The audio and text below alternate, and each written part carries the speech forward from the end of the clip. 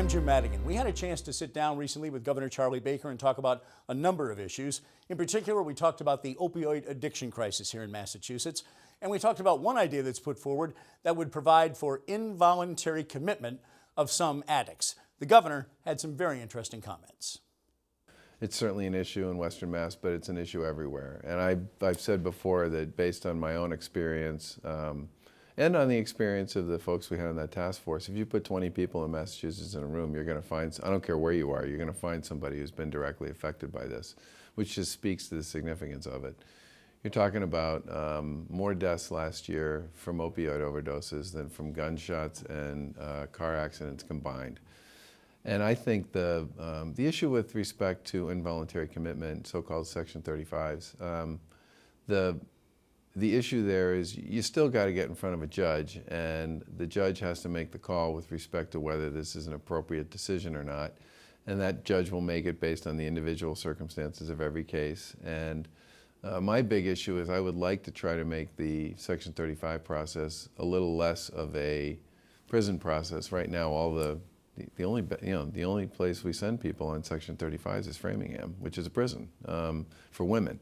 And so we're in the process of creating beds in our public health hospital system, which I believe if we do this well and do it right within a fairly short period of time, we should be able to put enough beds up in our public health hospital system so that people will actually get the treatment that they need if they get involuntarily committed. I think the real issue here is for some people, sure, they may not be ready and maybe they'll be ready the next time. But I've talked to too many people who've told me that until somebody sort of put them into treatment and took away the key and made it impossible for them to get out, they simply weren't able to deal with their own demons. And most importantly for me, I want to make this a treatment decision and not an incarceration decision, which is really what it's been here in the Commonwealth for a long time.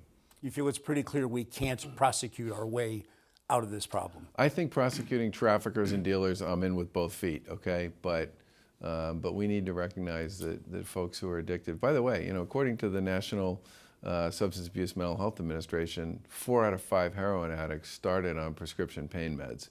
So these are people who, got a prescription from a doctor or a dentist or a nurse practitioner or somebody else, legally given to them by somebody who they considered to be, a clinical expert, and 80% of those people who end up addicted to heroin started on prescription pain meds. So the notion that somehow, this is